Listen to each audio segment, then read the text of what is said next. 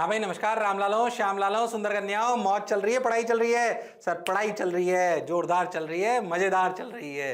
ठीक सर, बहुत बढ़िया। अपन पढ़ रहे थे, बातें नहीं करते हैं, सॉलिड पढ़ रहे थे, पहले बोला था। ज्यादा इसमें परेशान होने की जरूरत नहीं है, जितना मास्टर बोल रहा है, सुंदर सुशील मास्टर बोल रहा है, उतना पढ़ो और आगे बढ़ो। अपन ने पिछले टर्न पे पढ़ा था इलास्टिसिटी के अगर बारे में बात करें सॉलिड की, तो अपन ने बोला भाई रियल रिजिड बॉडी और रिजिड बॉडी में क्या अंतर होता है। फिर मैंने आपको बताया कि परफेक्टली इलास्टिक क्या होता है, प्लास्टिक क्या होता है, पार्शियली इलास्टिक क्या होता है। फिर मैंने आपको छोटी छोटी बातें बताई कि किसी भी बॉडी पर अगर दबाव बनाओगे, यानी कि स्ट्रेस अगर करोगे, तो उसमें कुछ चेंज आएगा, उसे स्ट्रेन कहेंगे, और ये सब में अलग अलग होगा। उन प्रॉपर्टीज को अपन दर्शाएंगे मॉड्यूलस ऑफ इलास्टिसिटी से। और अपन ने बोला सबसे पहले अपन पढ़ने लगे स्ट्रेस, और आपको पढ़ाया कि स्ट्रेस बेसिकली होता है क्या चीज, स्ट्रेस बेसिकली होता है रीस्टोरिंग फोर्स। और मैंने आपको यह भी समझाया कि रीस्टोरिंग फोर्स और एक्सटर्नल फोर्स अलग अलग बात है। हालांकि हम जो पढ़ते हैं उसमें रीस्टोरिंग फोर्स और स्ट्रेस लगभग बराबर बराबर मानते हैं, पर ये अलग अलग बातें हैं। तो याद रखें कि stress is basically restoring force upon area. Okay, अब स्ट्रेस कब आता है? जब किसी बॉडी को ऐसे सिंपली खींच ले तो आता है, या दोनों तरफ से खींचे तब आता है। ये वाली बात भी मैंने आपको लास्ट टर्न पे बताई थी कि अपना एक्चुअल में उसमें स्ट्रेस तब आता है जब दोनों तरफ आप खींचो, तभी वो एफ कन्वर्ट होगा किसमें? रीस्टोरिंग में। यस सर, ये बात अपने को समझ आई, अच्छी भी लगी, बढ़िया भी लगी, सुंदर भी लगी, मजा भी आया, वाह वाह। ओके सर, ये बात अपन पढ़ चुके थे लास्ट तक। आगे चलते हैं। ऐसे स्प्रिंग पे अपन बात करें, केस 1, केस 2, केस 3। बोलो कौन सी स्प्रिंग में स्ट्रेस डेवलप होगा? बोलो फटाफट बता दो। In which spring you will feel that की स्प्रिंग में एलोंगेशन आ गया है, मतलब स्ट्रेस डेवलप हो गया है। बोलो बोलो बोलो। इसमें जीरो, इसमें नॉन जीरो, इसमें नॉन जीरो। क्या करिए, दीवार को देखो, अगर ये एफ लग रहा है तो इसको इक्विलिब्रियम में रहने के लिए इस दीवार भी इस पर एफ लगाएगी ऑटोमेटिकली। और हाँ सर, बात तो आपकी बिल्कुल सही है, जोरदार है, काम की है। जो मैं बोला क्या चमका? अरे हाँ ना तो बोलना पड़ेगा। हाँ सर, समझ आ गई, बहुत बेसिक सी बात। अच्छा, एक सिंपल सा एग्जांपल ले लो। एक रॉड को दोनों तरफ 10-10 न्यूटन से खींचो। बोलो, ध्यान देखो, एक ऐसा समझो मासलेस रॉड्स हैं, ये नेग्लिजिबल मास वाली है, वरना कंफ्यूजन हो जाएगा, क्योंकि वो चलने भी लगेगी ना बॉडी, तो आपको कंफ्यूजन हो जाएगा और फिर एम ए लगाने लगोगे तुम। नेग्लिजिबल मास दोनों रॉडों का, ऐसा समझो आप। मैं आपको फील कराना चाहता हूं, बस दोनों तरफ 10-10 न्यूटन लगाओ, तो बोलो कि अंदर रिस्टोरिंग भी 10 डेवलप हो गया। और हाँ सर, रिस्टोरिंग भी कितना डेवलप हो गया? 10। बिल्कुल क्लियर। तो सोचो, इसमें जो स्ट्रेस आया, क्या आया? स्ट्रेस। और हाँ सर, इसमें जो स्ट्रेस आया वो स्ट्रेस बेसिकली क्या हुआ? वो स्ट्रेस अपना हुआ, ध्यान से देखो तो 10/A। अब मान लो ऐसे ही एक रॉड है, उसमें एक तरफ 20 लगाओ, एक तरफ 12 लगाओ, तो खुद सोचो स्ट्रेस प्रोड्यूस करने वाला इफेक्टिव फोर्स कौन है? ध्यान से समझो। क्या इस 20 को ऐसे लिख सकते हैं? 12 + 8, तो 8 तो चलाने में रोल प्ले करेगा, उसको भूल जाओ। क्या इफेक्टिव जो आएगा स्ट्रेस, क्या वो अप्रोक्सीमेटली आएगा 12/A? ये अप्रोक्सीमेट आंसर्स है, क्योंकि मास वास भी होता है तो कहानी थोड़ी और डिफरेंट हो जाती है, पर मैं फिर फील कराना चाहता हूं। मैं सिर्फ इतना बताना चाहता हूं कि प्रैक्टिकली जो इक्वल एंड अपोजिट फोर्सेस होते हैं वो स्ट्रेस में इन्वॉल्व होते हैं, वो ही रियलिटी में रिस्टोरिंग फोर्स को जनरेट करने में अपनी भागीदारी निभाते हैं। जो नेट फोर्स एक्स्ट्रा बच जाता है वो तो उसके चलाने में भूमिका लगाता है, उसकी वजह से भी स्ट्रेस आते हैं, उसे अपन अभी कंसिडर नहीं कर रहे हैं। तुम्हारे तो जो भी केसेस आएंगे वो सब ऐसे ही होंगे, ऊपर वाले, परेशान होने की बिल्कुल आवश्यकता नहीं है। क्या मेरी बात कुछ कुछ समझ आई है? हाँ सर, आई तो है सर, अच्छी तो लग रही है सर, बढ़िया तो लग रही है सर। बोलो क्लियर है क्या? अरे पक्का? अरे सोच लो। हाँ सर, सही से लग रहा है सर, अच्छा लग रहा है सर। आगे बढ़ जाएं क्या? हाँ सर बढ़ जाओ, परेशान मत हो, न करो। चलो भाई, ओके, ये बात समझ आ गई। हाँ भाई आ गया भाई, ठीक। रीस्टोरिंग फोर्स 10 और 8। अच्छा, जिसको मैं बोल रहा था सबसे पहली बात, हालांकि जो अपन पढ़ रहे थे वो लॉन्गिट्यूडनल ही पढ़ रहे थे। अलोंग द लेंथ अगर फोर्स लगाओ तो सबसे पहला स्ट्रेस, जिसे अपन बोलते हैं लॉन्गिट्यूडनल स्ट्रेस। क्या बोलते हैं? Longitudinal stress. Along the length अगर आप फोर्स लगाओ, ऐसे नॉर्मल स्ट्रेस भी इसे बोल सकते हैं। तो जो as defined as normal force per unit area, simple सी बात आपको समझ में आएगी। अगर आप ऐसे फोर्स लगाओ कि लेंथ बढ़े, ध्यान समझना, अलोंग द लेंथ फोर्स लगाओ तो जो स्ट्रेस डेवलप होगा उसे बोलते हैं लॉन्गिट्यूडनल। पर इस लॉन्गिट्यूडनल के भी दो हिस्से कर सकते हो आप, समझना। एक कहलाता है टेंसाइल स्ट्रेस और एक कहलाता है कंप्रेसिव स्ट्रेस। बोलो क्लियर? इन दोनों का एक ही नाम भी दे सकते हैं, लॉन्गिट्यूडनल स्ट्रेस, यानी कि लेंथ के अलोंग। ओके, टेंसाइल स्ट्रेस जब लेंथ बढ़े, फोर्स ऐसे लगाएं कि लेंथ बढ़े, तो कहलाएगा टेंसाइल स्ट्रेस, और अगर ऐसे फोर्स लगाएं कि लेंथ घटे तो कहलाएगा कंप्रेसिव स्ट्रेस। ये दोनों लॉन्गिट्यूडनल स्ट्रेस के ही एग्जांपल है, एक में लेंथ बढ़ती है, एक में लेंथ घटती है। ओके सर, जनरली सिग्मा से डिनोट करते हैं, हालांकि मैं सिग्मा से ज्यादा नहीं आपको फेवर कर रहा हूं, स्ट्रेस से आप याद रखो। तो sigma L longitudinal, sigma stands for what? Sigma stands for stress. खैर, सिग्मा से किसी से भी कर सकते हो आप, स्ट्रेस रटो। Longitudinal stress is what? Force upon area. Area is F N. F N मतलब नॉर्मल फोर्स। नॉर्मल क्यों बोलते हैं कई बार? क्योंकि ये एरिया के, F normal means force perpendicular to area of cross section। ओ हो, force perpendicular to area of cross section. अरे गॉट माय पॉइंट? अरे सोच लो, force perpendicular to area of cross section, जिसे नॉर्मल फोर्स भी बोल देते हैं। A is the cross sectional area, formula याद रखना, A is the cross sectional area.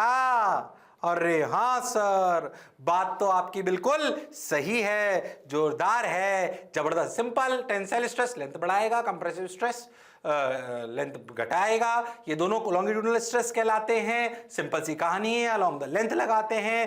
F upon A, F restoring force है, परपेंडिकुलर टू द व्हाट? हमारे लिए तो रीस्टोरिंग और एक्सटर्नल बराबर हो जाएगा, पर फिर भी बात समझ आनी चाहिए। तो along perpendicular to the surface जो फोर्स होगा वो कहलाएगा लॉन्गिट्यूडनल स्ट्रेस। अच्छा सर, बात तो आपकी बिल्कुल सही है, जोरदार है, मजेदार है। ओके ओके, अब मैं एक अच्छी चीज बताता हूं तुमको, मन में कंफ्यूजन। सर स्ट्रेस आप मिलेगा force upon area, sir pressure भी तो ही लिखते थे। प्रेशर क्या लिखते थे? Force upon area. हाँ सर, इसकी यूनिट भी न्यूटन पर मीटर स्क्वायर, उसकी यूनिट भी न्यूटन पर स्क्वायर मीटर स्क्वायर। हाँ सर, प्रेशर की यूनिट भी न्यूटन पर मीटर स्क्वायर होती थी। अब सोच के देखो, सोच के देखना, अच्छे समझना। अरे हाँ सर, कैसे ध्यान से देखो सर, प्रेशर भी फोर्स अपॉन एरिया होता था सर। अरे हाँ, और सर स्ट्रेस भी प्रेशर फोर्स अपॉन एरिया होता है सर, यूनिट भी न्यूटन पर मीटर स्क्वायर। क्या स्ट्रेस की यूनिट को पास्कल बोल सकते हैं? बिल्कुल बोल सकते हैं। न्यूटन पर मीटर स्क्वायर बिल्कुल बोल सकते हो। अरे हाँ, जैसे पास्कल प्रेशर की यूनिट बोली जाती है, बट बोलना चाहो तो बोल सकते हैं न्यूटन पर मीटर स्क्वायर। ओके, फिर सर इनमें अंतर क्या है? ध्यान समझना, यहीं पे आगे लिखा हुआ आ जाएगा। सोच, मैं ऐसे फोर्स लगाऊं, इस फोर्स की वजह से, इस एक्सटर्नल फोर्स की वजह से अंदर एफ रीस्टोरिंग डेवलप होता है। अरे हाँ, अगर मैं इस बॉडी पे यहां पे बोलूं कि व्हाट इज प्रेशर, तो प्रेशर होगा एफ एक्सटर्नल अपॉन एरिया, जबकि स्ट्रेस क्या है? F restoring upon area. हाँ, हम जो पढ़ाई कर रहे हैं या जो इतना हमारे कोर्स का पार्ट है उसमें एफ रीस्टोरिंग और एफ एक्सटर्नल बराबर हो जाता है, क्योंकि इलास्टिक बॉडी हम ले लेते हैं। पर ये अलग अलग बातें हैं। Pressure corresponds to what? Pressure corresponds to what? Pressure corresponds to external force upon area. Body पर जो एक्सटर्नल फोर्स लगा अपॉन एरिया, उसकी वजह से जो दबाव आया वो प्रेशर क्रिएट हुआ। पर उस एक्सटर्नल दबाव की वजह से आपसी लोगों में जो दबाव महसूस हुआ, वो दबाव अपॉन एरिया, वो स्ट्रेस है। बाहरी लोगों ने हम पे दबाव बनाया, वो एक अलग दबाव है। उस दबाव का कितना हमने अपने पर असर लिया, वो स्ट्रेस है। अरे हाँ सर, ये फील वाली बात है। बाकी अगली स्लाइड में मैं आपको कैसे लिखना चाहिए वो अलग समस्या। पहले था जो मैं बोला चमका। अरे हाँ सर, फिर से समझे, बाहरी दबाव जो आया, बाहरी दबाव प्रेशर है, पर उस बाहरी दबाव की वजह से जो हमारे आपसी लोगों में दबाव क्रिएट हुआ, वो स्ट्रेस है, क्योंकि उसकी वजह से रिस्टोरिंग फोर्स डेवलप हुआ। और हाँ सर, थोड़ी थोड़ी फील आई कि pressure is basically F external upon area, stress is basically F restoring upon area. वो बाहरी दबाव है, ये बाहरी दबाव की वजह से अंदर जो दबाव क्रिएट हुआ है वो है, हम जो पढ़ेंगे हमारे चैप्टर जो हमारे कोर्स का है उसके लिए मैग्नीट्यूड वाइज दोनों सेम होंगे, पर याद रखना कि इनमें अंतर है, इनमें अंतर है। तो ये फील वाला अंतर है, लिख लो चाहो तो इसको, फील वाला अंतर बिटवीन प्रेशर एंड। अरे हाँ, अब समझो difference between stress and pressure. Stress is the restoring force developed per unit area due to the applied force. Pressure is defined as the applied force per unit area. Applied force मतलब external. अरे हाँ, तो F restoring, ये F applied. अरे हाँ sir, अगर बात करें तो और ध्यान सुन लो अच्छे से। ओ हो, ये टेंसर स्केलर का क्या मतलब, ये क्या बात करी सर, ध्यान से समझना। एक्चुअली जैसे अगर भी अपन ऐसे लगा रहे थे ना ये ब्लॉक, इसमें प्रेशर ऐसे क्रिएट हो सकता है जब आप फोर्स ऐसे लगाओ, प्रेशर ऐसे क्रिएट होगा। प्रेशर ऐसे लगा के क्रिएट नहीं होगा बॉडी पे, प्रेशर ऐसे ही क्रिएट होगा। अरे हाँ सर, तो प्रेशर एक ही तरीके का हो सकता है, दबाव दबाव दबाव, खिंचाव नहीं हो सकता। अरे हाँ सर, तो असलियत में प्रेशर हमेशा कंप्रेसिव होता है ये, और ये टेंसाइल भी हो सकता है, कंप्रेसिव भी हो सकता है, टेंजेंशियल अभी अपन उसमें पढ़ेंगे शियर में, ऐसे भी हो सकता है जो भी बता रहा था ना। अरे हाँ, टेंजेंशियल, और हाँ शियर, वो वाली बात। तो एक खिंचाव भी हो सकता है, दबाव भी हो सकता है, और स्लिपिंग टाइप भी हो सकता है। कौन? रिस्टोरिंग मतलब स्ट्रेस, पर प्रेशर सिर्फ दबाव वाला होता है। अच्छा, क्योंकि ये तीनों प्रकार का हो सकता है, इसलिए इसकी स्ट्रेस की डायरेक्शन ऐसे ऐसे और अलग तरीके से हो सकती है, पर यह वेक्टर नहीं होता। पर क्या इसकी दबाव की डायरेक्शन मैटर करती है? दबाव की डायरेक्शन मैटर करती है।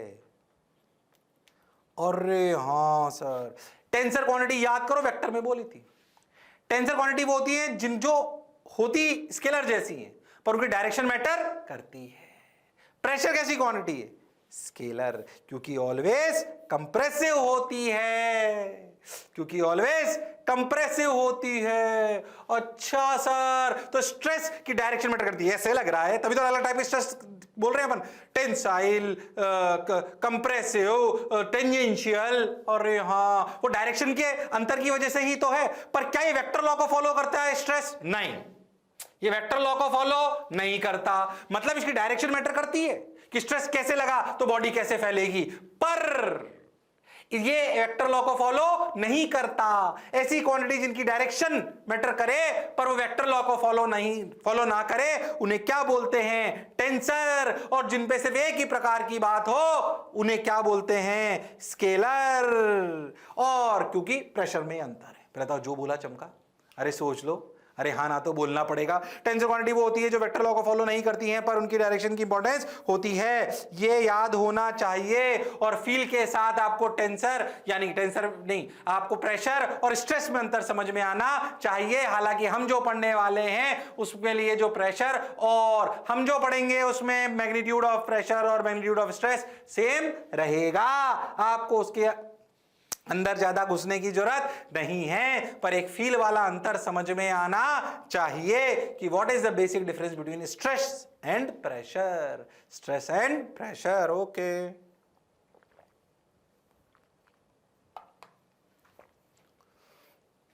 Got your point sir? बात समझ आई सर? अच्छा लग रहा है सर? अब क्या करें सर?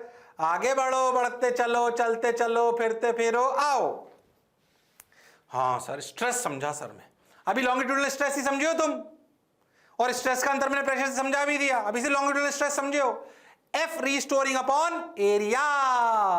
ओके, ये एफ रिस्टोरिंग अपॉन एरिया, ये एफ रिस्टोरिंग वाली कहानी सब जगह वैलिड रहेगी, पर परपेंडिकुलर टू द एरिया, वो फोर्स जो perpendicular to the cross sectional area हो अपॉन एरिया, वो कहलाएगा लॉन्गिट्यूडनल स्ट्रेस। उसके दो हिस्से हो सकते हैं, टेंसाइल स्ट्रेस और compressive stress. Okay sir, pressure से सर अंतर भी समझा दिया सर आपने, स्ट्रेस क्या होता है सर ये भी समझा दिया सर। आपने अपने स्ट्रेस से सोचोगे तो अपने आप समझ में आएगा सब।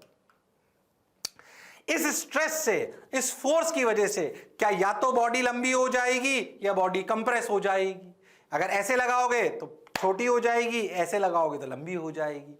अब सोचो मैं बराबर फोर्स लगाऊं स्प्रिंग में और बराबर लगाऊं स्टील में, क्या दोनों में लंबाई अलग अलग बदलेगी? याद करो स्प्रिंग में भी ऐसा होता था, सेम फोर्स लगाओ तो कोई ज्यादा लंबी हो जाती थी, कोई कम लंबी होती थी। क्या वो बॉडी और मटेरियल की प्रॉपर्टी है? और हाँ सर, बात तो आपकी बिल्कुल सही है, जोरदार है। ओके सर, तो ratio of the change in configuration, the ratio of the change in configuration क्या बोला? स्ट्रेन की जनरल डेफिनेशन, जनरल डेफिनेशन कि जब ऐसा समझो due to stress there is change in configuration, क्या बॉडी की शेप एंड साइज बदलेगी? हाँ, अच्छा, वो शेप एंड साइज लेंथ में मान लो, वॉल्यूम में मान लो, कुछ भी, जनरल है स्ट्रेन की डेफिनेशन है। तो जो स्ट्रेस लगाने से जो बदलाव आएगा, वो बदलाव अपॉन इनिशियल का जो रेशो होता है वो स्ट्रेन कहलाता है। सुनना ध्यान से, the ratio of the change in configuration, change, strain क्या है?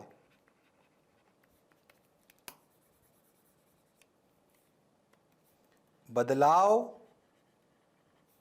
In shape upon original shape.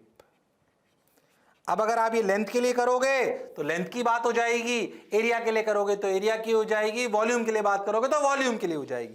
पर ये स्ट्रेन का मतलब है कि जो स्ट्रेस आपने लगाया, उस स्ट्रेस की वजह से जो बदलाव आया, वो कितना बदलाव आया अपॉन क्या ओरिजिनल था, वो कहलाता है बॉडी का स्ट्रेन। क्या ये हर एक बॉडी के लिए अलग अलग हो सकता है? हाँ हो सकता है, बिल्कुल हो सकता है, इसमें कोई शक वाली बात नहीं है, बिल्कुल अलग हो सकता है सर, 110% हो सकता है सर, इसमें कोई शक वाली बात। सर ये बात मुझे समझ आती है, अच्छी बात सर, बहुत बढ़िया सर, वाह वाह सर, अब क्या करें, अब क्या करें, करते चलें, बढ़ते चलें, बोलो रे भाई, वाह रे भाई, सोचो रे भाई। ओके ठीक सर, बदलाव इन शेप, ओरिजिनल शेप, ये स्ट्रेन। अब अगर अपन अपने लॉन्गिट्यूडनल स्ट्रेन की तरफ चले जाएं, कौन सा? It is material based property, ठीक है। अगर अपन अपने लॉन्गिट्यूडनल स्ट्रेन की तरफ चले जाएं, जो भी अपन पढ़ रहे थे, क्या लॉन्गिट्यूडनल स्ट्रेस से लेंथ में चेंज आएगा? देखो, अगर मैं समझो एक रॉड ले लो, उसको ऊपर से बांध दो, लटका दूं, और इस हुक पर मैं वेट लटका दूं, ये लटकाया वेट, क्या इसकी लंबाई बढ़ जाएगी? क्या फोर्स मैंने नीचे की तरफ लगा दिया और यहाँ ध्यान से समझो तो क्या फोर्स mg के बराबर हो गया, यानी कि क्या w हो गया? क्या इस वेट की वजह से अगर ये चीज़ ऊपर से फिक्स है तो क्या इतना ही फोर्स ऊपर भी लगा w, तो क्या रॉड पर दोनों तरफ वेट आ गया, तो क्या इसमें खिंचाव आ गया? खिंचाव आ गया तो क्या लॉन्गिट्यूडनल स्ट्रेस आ गया? क्या इसकी लेंथ थोड़ी लंबी हो गई?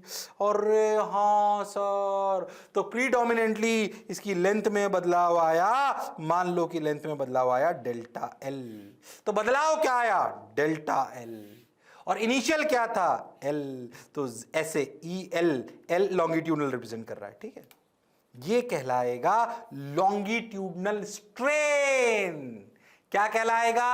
ये पहले भी बता चुका हूं मैं, ये पहले बता चुका हूं मैं, ये क्या कहलाएगा? Longitudinal strain. Longitudinal stress majorly corresponds to what? It majorly corresponds to change in length, change in length। Final n plus l delta l plus delta l minus delta l, फालतू की बात, ध्यान समझो तुम तो। Delta l by l is known as strain, is known as strain। Okay sir, got your point sir, बात समझ। तो स्ट्रेस क्या होता है समझ गए, स्ट्रेस से प्रेशर का अंतर होता है वो अपन समझ गए। स्ट्रेस से लगाने की वजह से सर लंबाई में बदलाव आया, उससे जो स्ट्रेन अपन ने बोला वो बोला बदलाव अपॉन ओरिजिनल। अपन ने फोकस करा लेंथ पर, अगर लॉन्गिट्यूडनल की बात कर रहे हैं तो लेंथ पे ही फोकस करेंगे, तो delta L by L, delta L by L. अच्छा, क्या ये डेल्टा एल बाई, मान लो कि मैं एक बार रॉड ले लूं एल्यूमिनियम की, एक बार ले लूं कॉपर की, एक बार ले लूं रबड़ की, और फोर्स सेम लगा दूं, वेट सेम लगाऊं और एल भी सेम ले लूं, क्या सबका डेल्टा एल अलग अलग होगा? हाँ होगा सर, अलग अलग होगा। वो किस पर डिपेंड करेगा? वो डिपेंड करेगा मटेरियल पे। किस पे डिपेंड करेगा? मटेरियल पे। हाँ सर, बिल्कुल करेगा सर, मटेरियल पे। सही बोल रहे हो सर आप, मटेरियल पे करेगा। अच्छा, अब देखो longitudinal strain, this type of strain is produced when the deforming force causes a change in length of the body. हाँ भाई हम समझ गए, change in length, origin length समझ गए। अब समझो, ऐसा समझो कि हमने क्या करा, ये ग्राफ बहुत इंपॉर्टेंट है, इसे अच्छे से समझना। समझो हमने करा क्या, हमने क्या करा कि एक ऐसे रॉड ले ली, कोई एक नॉर्मल मेटल की बात कर रहे हो और इसको समझना आपको थोड़ा सा, फिर मैं वापस अपनी ओरिजिनल कहानी पे आ जाऊंगा। पर ये ग्राफ थोड़ा सा इंपॉर्टेंट है, समझें। ऐसे हुक था, हम ऐसे समझो इस हुक पर बेसिकली ऐसे हैंगर होता है और ऐसे वेट होते हैं, मैंने आपको पहले भी समझाया था बहुत सारे। इन वेट्स को आप रख सकते हैं, समझो आप धीरे धीरे करके इस पर वेट बढ़ा रहे हो। अच्छा, धीरे धीरे वेट कैन बी चेंज्ड। अच्छा, अगर वेट कैन बी चेंज्ड, पहले तो स्ट्रेस क्या है, जिसे आप सिग्मा एल बोल रहे थे, फोर्स अपॉन एरिया, क्या that is W upon area, क्या ऑल्सो चेंजिंग? अरे हाँ सर, ग्राफ पे ध्यान दो पहले, अभी ध्यान दो नहीं, पहले जो मैं बोल रहा हूं उसको सुनो, ग्राफ अभी समझा दूंगा। ओके, इस स्ट्रेस की वजह से क्या corresponds to, leads to strain, that is also changing, that is also changing. ओ हो, दैट इज ऑल्सो चेंजिंग। कौन चेंज हो रहा है, कौन चेंज हो रहा है? अपन बेसिकली एक रॉड ले लिया आपने, ये एक्सपेरिमेंटल सेटअप है, मैंने नहीं करा ये, और उससे जो आया वो रिजल्ट आपके सामने है, मैं कुछ नहीं कर रहा हूं भैया इसमें। इसलिए जैसे हुआ वैसे अपने को ये करा है लोगों ने, और कर कर ये बताया है अपने को, इसलिए ये सब अपने को याद होना चाहिए। फिर उन्होंने अलग अलग पॉइंट्स को अलग अलग नाम दिए हैं, जो भी अपने को याद होने चाहिए, जो भी अपने को याद होने चाहिए। Okay sir, got your point sir, बात समझ आई सर? सुने, अब क्या करें, सुनते चलें, चलते चलें। देखो रे भाई, वाह रे भाई। ओके, तो स्ट्रेस की वजह से स्ट्रेन आया। हमने ऐसा मान लो, स्टील बहुत स्टैंडर्ड चीज होती है, इसमें बढ़िया चीज होती है, या आयरन ले लो, ऐसे समझो आयरन की एक रॉड ली, उस पर अपन ने फोर्स बढ़ाना चालू करा और ग्राफ बनाया स्ट्रेस और स्ट्रेन का। ग्राफ बनाया किसका? तो जो ये ग्राफ बनाया गया है ना, ये वैसे हर मेटल के लिए अलग अलग होता है, पर जो अपने मटेरियल, जो अपने मेटल्स होते हैं जनरली, जो जनरली हम यूज लेते हैं बिल्डिंग्स में या कहीं पे भी जगह, मोस्टली उनका ग्राफ इस प्रकार का आता है। इसलिए इस स्टैंडर्ड ग्राफ को पढ़ाया जाता है। पहले समझो हमने एक रॉड ली अपने स्टैंडर्ड मटेरियल की, उस पर वेट बढ़ाना चालू करा, और उस वेट से क्या स्ट्रेस आया, और उस स्ट्रेस से वेट चेंज करोगे स्ट्रेस चेंज होगा, स्ट्रेस चेंज होगा तो स्ट्रेन चेंज होगा। स्ट्रेन क्या था? Delta L by L. और हाँ सर, बात तो आपकी बिल्कुल सही है। तो स्ट्रेस चेंज से जो स्ट्रेन में चेंज आया उसको प्लॉट करा ग्राफ में ऐसे।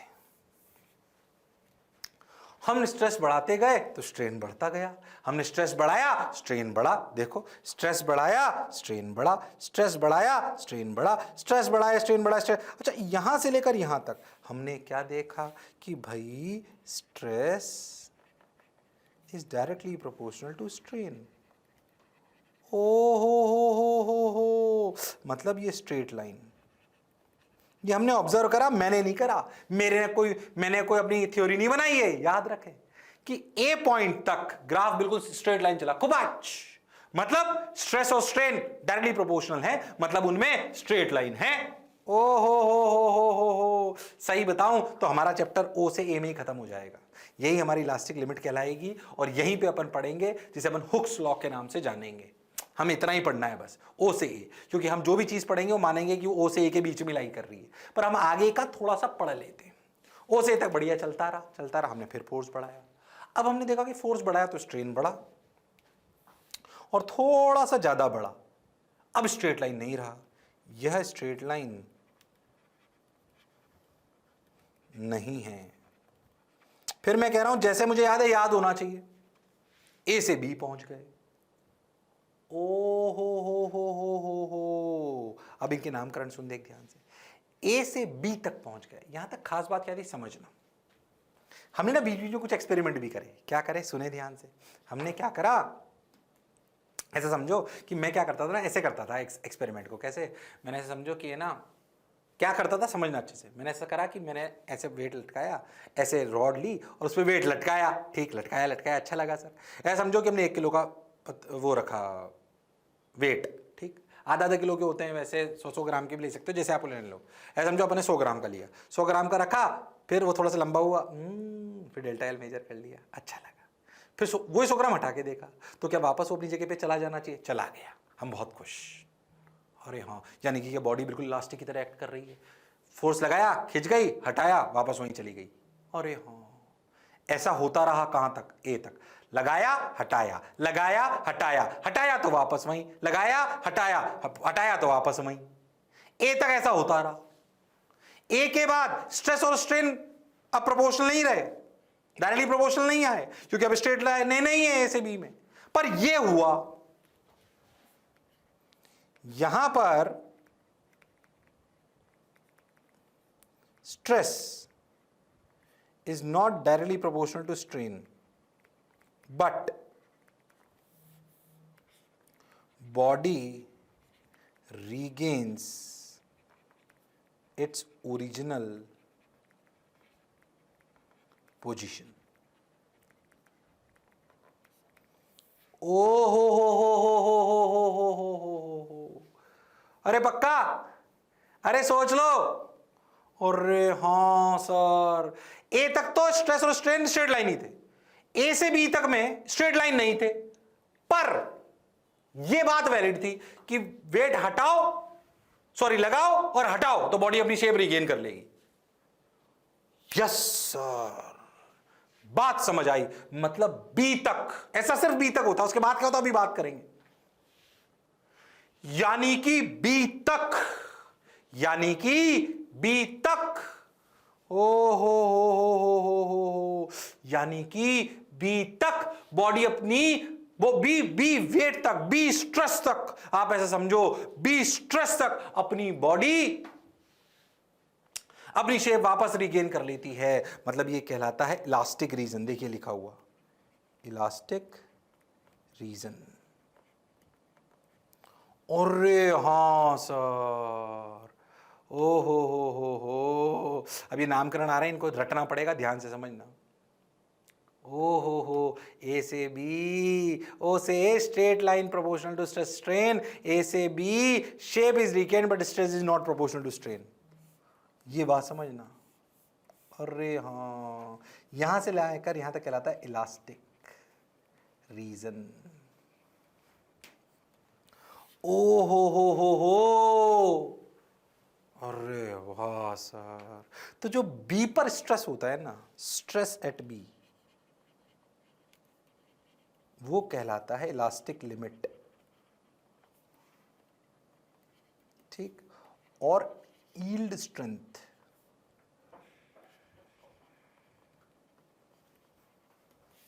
इलास्टिक लिमिट और यील्ड स्ट्रेंथ, डरना मत नाम से। क्या कहलाता है? यील्ड स्ट्रेंथ या फिर इलास्टिक लिमिट, जो आपको बोलो। मतलब उस स्ट्रेस तक बॉडी इलास्टिक रहेगी, कोई टेंशन नहीं है। आप हटा दो स्ट्रेस, वापस अपने आप ऊपर चली जाएगी, जैसे छोड़ा था वैसे।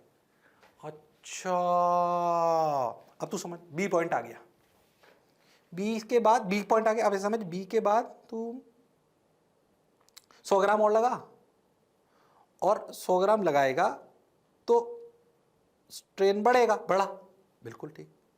पर ऐसा समझ कि बी से, जैसे ही तूने बी, ऐसा समझ कि बी जो स्ट्रेस था वो मान ले 100 था, अब तेरा वेट लग रहा है 101, ठीक। तुमने क्या करा कि उसमें से 101 में से 5 निकाल लिया, तो तूने स्ट्रेस कम कर लिया। हाँ, पर स्ट्रेस भले कम कर लिया, पर स्ट्रेन फिर भी बढ़ गया। थोड़ा ही कम करा, पूरा नहीं हटाया, थोड़ा सा स्ट्रेस कम किया बी के बाद, थोड़ा सा। पर हमने देखा कि प्रैक्टिकली स्ट्रेन कम होना चाहिए, पर ऐसा नहीं हुआ। देख, स्ट्रेस घटाया, फिर भी स्ट्रेन आगे निकल गया सी तक। सी कहलाता है lower yield point. Lower yield point मतलब कि आपने स्ट्रेस घटा दिया, तब भी स्ट्रेन बढ़ता रहा। ऐसा नहीं पूरा घटाते जाओगे तो नहीं घटेगा, फिर घटना चालू हो जाएगा। पर अब घटेगा पहले थोड़ी देर तक। अच्छा, तो कहलाता है लोअर यील्ड पॉइंट। बी क्या है? अपर यील्ड पॉइंट। अपर यील्ड पॉइंट मतलब भाई ए से बी तक तो क्या है पहले तो इलास्टिक। बी क्या कहलाया? अपर यील्ड पॉइंट। इससे पीछे अगर आप हो तब तो आप छोड़ दोगे अगर बॉडी को, तो बेसिकली वो अपनी पूरी शेप को रिगेन कर लेगा। पर बी से सी में आप समझने का प्रयास करो कि सी, बी से सी क्या है कि बी के बाद आप हल्का सा अगर लोड घटाओगे तब भी स्ट्रेन बढ़ जाएगा। अरे हाँ, स्ट्रेस घटा दिए तब भी, तो वो जो कितने स्ट्रेस घटाने तक स्ट्रेन बढ़ता रहेगा वो कहलाएगी लोअर यील्ड पॉइंट। नहीं चमका। मान लो कि बी पर, मान लो कि सी पॉइंट पर जो ये जो वैल्यू थी, ऐसा समझो कि ये, कंफ्यूज मत होना एकदम, बिल्कुल अच्छे ध्यान समझना जो मैं कहना चाह रहा हूं। मान लो कि बॉडी पर अपने बढ़ाया बढ़ाया बढ़ाया बढ़ाया बढ़ाया बढ़ाया बढ़ाया बढ़ाया 80 तक पहुंचे, ये 80 के कॉरस्पॉन्डिंग ऐसा समझो, मान लो 80 और ये 100 ऐसा समझो, ठीक। अब क्या हुआ, 80 से आपने 90 करा, एक बार बढ़ा रहे हो, पहले 80 से 90 करा, 90 हटाया, फिर 80 करा तो वापस रीगेन हो गई, फिर 90 से 100 करा, अरे हाँ सर 100 पहुंच गए। 100 कौन सा पॉइंट है, अपर यील्ड पॉइंट। ओ हो। अब अगर तू 100 पर पहुंच गया, अब तू वापस 10-20 तक लाएगा तो अपनी शेप रीगेन नहीं करेगी बल्कि स्ट्रेन और बढ़ जाएगा। ओ हो। तो बी वो पॉइंट है जिसके बाद अगर आप वेट हटाते भी हो तो थोड़ा सा वेट हटाने तक तो आपका स्ट्रेन बढ़ता ही रहेगा। तो थोड़ा सा कितना हटाने तक, वो कौन सी लोअर वैल्यू है, जब तक स्ट्रेन बढ़ता ही रहेगा वो कहलाती है लोअर यील्ड पॉइंट। उसके बाद अगर वेट हटाओगे तो बॉडी का स्ट्रेन वापस घटने लग जाएगा। पर अब स्ट्रेन, ध्यान समझना, अगर आप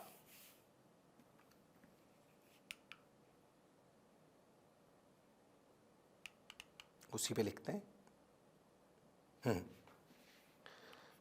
अगर आप सी के बाद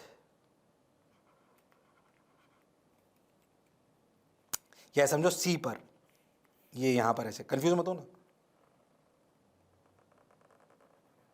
ऐसे है ना, ये सी, इस जगह से आप मान लीजिए आपने 100 तक ले आए थे, आप 100 क्या था अपना बी वाला पॉइंट, उससे आपने 90 करा तब भी स्ट्रेन बढ़ा, 80 करा तो भी स्ट्रेन बढ़ा। पर अब जब 80 से 70 करोगे तो स्ट्रेन घटना चालू हो जाएगा, पर अब इस शेप को रिवाइज नहीं करेगा, वो कुछ वापस ऐसे आ जाएगा। मतलब बॉडी, कंफ्यूज मत होना, देखना, मतलब बॉडी कुछ स्ट्रेन रिमेनिंग रह जाएगा। अरे हाँ सर, ओ हो, अच्छा ऐसा पूरा डी तक होगा, मतलब बी से डी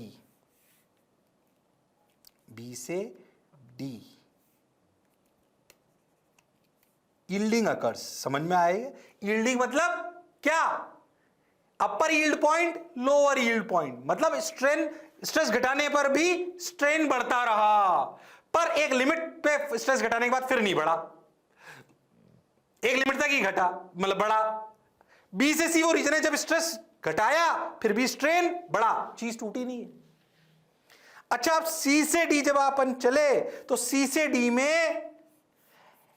डी में बहुत कम स्ट्रेस चेंज करा, वापस स्ट्रेस बढ़ाना चालू करा अपन 80 से बाद फिर से, तो स्ट्रेस बढ़ा पर ज्यादा नहीं बढ़ा, पर स्ट्रेन बहुत बढ़ गया, देख यहां से यहां तक पहुंच गया, देख। अरे हाँ, और इस सी से डी रीजन में आप अगर कोई भी चीज का स्ट्रेस हटाते जाओगे तो कुछ रेजिडुअल स्ट्रेन बच जाएगा, मतलब वापस अपनी, मतलब बेसिकली अगर आप ध्यान समझो तो बी से लेकर डी तक में बॉडी अब इलास्टिक नहीं है, ये पार्शियली इलास्टिक है। अगर बी से डी सोचो तो पार्शियली इलास्टिक, और हाँ वापस ओरिजिनल शेप पे नहीं आ पाएगी बी के बाद। बी से सी अलग चीज है, कंफ्यूज मत हो ना। बी से डी में क्या बोल रहा हूं, बॉडी पूरी अपनी शेप रिगेन नहीं कर पाएगी। बी से सी वो जगह थी जहां पर स्ट्रेस घटाने पर भी स्ट्रेन बढ़ गया था। अरे हाँ, इसलिए उसे बी को बोलते हैं अपर यील्ड और सी को क्या बोलते हैं, lower yield. Okay sir, stress eight elastic limit और यील्ड स्ट्रेंथ वो अपने समझ में आ गया, ये कहलाई पार्शियल इलास्टिक। अच्छा, अब डी कौन सा स्ट्रेस है, डी भाई वो स्ट्रेस है कि इससे ज्यादा अगर आपने लगा दिया, ये है ब्रेकिंग स्ट्रेस। डी क्या है ब्रेकिंग स्ट्रेस और अल्टीमेट ब्रेकिंग पॉइंट। मतलब इस मान लीजिए किसी की ब्रेकिंग स्ट्रेंथ है 500, ठीक, 500 पे पहुंच के अब आपने 500 लगा दिया, अब वो टूटने लगे, आपने बोला अरे नहीं नहीं नहीं कोई बात नहीं कम कर देता हूं, 480 कर दो, 470 कर दो, 450 कर दो, कुछ नहीं, वो आके टूटेगा ही सही, फिर कुछ नहीं हो सकता। एक बार आप ब्रेकिंग स्ट्रेस पे पहुंच गए, फिर भले आप स्ट्रेस कम भी कर दो, ये कम कर दिया, पर वो टूटेगा, टूट जाएगा। और ई पॉइंट पर, ई स्ट्रेस पर वो अपने आप को घटा, भले आप घटा भी दो, खुद के अंदर का स्ट्रेस कम करता जाएगा, कम करेगा और टूट जाएगा। जिस जगह वो टूट जाएगा वो कहलाएगा फ्रैक्चर और रप्चर पॉइंट। फ्रैक्चर और रप्चर पॉइंट। क्या कुछ कुछ बात समझ आई? सिर्फ ग्राफ में समझने की जरूरत है, बहुत ज्यादा डिटेल में जाने की जरूरत नहीं है। आपका रीजन सिर्फ ओ से ए होगा, जो हुक्स लॉ कहलाएगा। मैंने फील कराने के लिए पूरा समझाया है आपको। तो किसी भी मटेरियल पर अगर ऐसे स्टडी करी जाए तो ऐसे उसका ग्राफ आता है, ओ से ए से बी। ओ से ए में स्ट्रेस और स्ट्रेन बराबर है और इलास्टिक है, ए से बी में स्ट्रेस और स्ट्रेन प्रोपोर्शनल हो ऐसा जरूरी नहीं है। और हाँ सर, और पर वो इलास्टिक जरूर है, मतलब वापस अपने आप को कर लेगा। बी से सी वो जगह है जब अगर आप स्ट्रेस घटा भी दो तब भी स्ट्रेन बढ़ता रहता है। तो जो लोअर लिमिट आ जाती है स्ट्रेस की, जहां तक वो बढ़ता रहता है, वो कहलाता है लोअर यील्ड पॉइंट। और जहां से ऐसा प्रोसीजर चालू हुआ था वो कहलाता है अपर यील्ड पॉइंट। उसके लेफ्ट तक अपन इलास्टिक होते हैं, बी से लेकर डी तक पूरे अपन प्लास्टिक होते हैं, मतलब पार्शली प्लास्टिक होते हैं। अगर अपना स्ट्रेस हटा भी दिया जाए तब भी अपने अंदर कुछ ना कुछ अपनी शेप में गड़बड़ रही ही जाएगी, रेजिडुअल स्ट्रेन रही ही जाएगा और वो पार्शियल इलास्टिक कहलाएगा। और डी पॉइंट वो है जितनी स्ट्रेस तक अगर आपने लगा दिया तो फिर अब इसका टूटना तय है। भले आप स्ट्रेस कम भी कर दो, आप कम करना चालू कर दो तो ई वो पॉइंट होगा जहां पर वो टूट जाएगा। मतलब डी के बाद टूटेगा तो सही, डी के बाद टूटेगा तो सही, अपने आप सब होता जाएगा। पहले तो जो मैं बोला क्या चमका? अरे सोच लो, अरे हाँ ना तो बोलना पड़ेगा, अरे गारंटीड? हाँ सर, बात तो आपकी बिल्कुल सही है। समझ आया सर? सही लग रहा है सर? एक ही पेज पे मैंने बहुत सारी चीजें बोली हैं, याद रखना थोड़ा सा।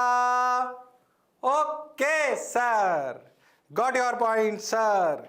कहानी समझ भी आई, अच्छी भी लगी, मजा भी आया। किताबों से समझ नहीं आता, इसको फील करना पड़ेगा आपको। जो बोला चमका? अरे हाँ ना बोलो। हाँ सर। आगे चलो। अब मैंने आपको बोला हमारे लिए सिर्फ ये वाला है, जब जो ओ से ए का रीजन है उसको हुक्स लॉ कहते हैं। क्या कहते हैं? Hooke's law. वहां पे स्ट्रेस बराबर क्या होता है? Stress is directly proportional to strain. अरे हाँ, स्ट्रेट लाइन। ओके, यानी कि क्या? स्ट्रेस अपॉन स्ट्रेन किसी भी मटेरियल के लिए क्या एक कांस्टेंट क्वांटिटी है? अरे हाँ सर, कैसी क्वांटिटी है? एक कांस्टेंट क्वांटिटी है। ठीक है सर, ये जो कांस्टेंट क्वांटिटी है, यही कांस्टेंट क्वांटिटी क्या कहलाता है? Young's modulus. क्या कहलाता है? यंग्स मॉडुलस, यानी कि मॉडुलस ऑफ इलास्टिसिटी। और मॉडुलस ऑफ इलास्टिसिटी, और हम जो लॉन्गिट्यूडनल स्ट्रेस पढ़ रहे हैं उसके लिए इसको क्या लिखेंगे? ये वाली बात, यंग्स मॉडुलस जो अपन पढ़ रहे हैं वो क्या है? Longitudinal stress upon longitudinal strain. ओहो, कंफ्यूज मत हो ना, ये किसी भी बॉडी के लिए अपने जनरल बात बोली। तो जो कांस्टेंट होता है स्ट्रेस अपॉन स्ट्रेन का, उसे ही क्या बोलते हैं? मॉडुलस ऑफ इलास्टिसिटी, क्योंकि वो मटेरियल पे डिपेंड करता है। बोलो क्लियर है? मॉडुलस ऑफ इलास्टिसिटी जो अभी हम पढ़ रहे हैं वो कौन सा स्ट्रेस है? लॉन्गिट्यूडनल। तो longitudinal stress upon longitudinal strain कहलाता है मॉडुलस ऑफ इलास्टिसिटी। और इस मॉडुलस ऑफ इलास्टिसिटी को नाम दिया गया है यंग्स मॉडुलस। क्या नाम दिया गया है? Young's modulus. अरे हाँ ना तो बोलना पड़ेगा। क्या नाम दिया गया है? Young's modulus. ओके सर, उतार लो फटाफट। हुक्स लॉ क्या है भैया? ओ से ए रीजन वाला, इलास्टिक वाला, जब स्ट्रेन स्ट्रेस के बराबर होता है, स्ट्रेन अपॉन स्ट्रेस एक कांस्टेंट क्वांटिटी होती है, उसे मॉडुलस ऑफ इलास्टिसिटी कहते हैं। हम अभी लॉन्गिट्यूडनल स्ट्रेस और स्ट्रेन पढ़ रहे हैं, इसलिए उसे बोलेंगे यंग्स मॉडुलस।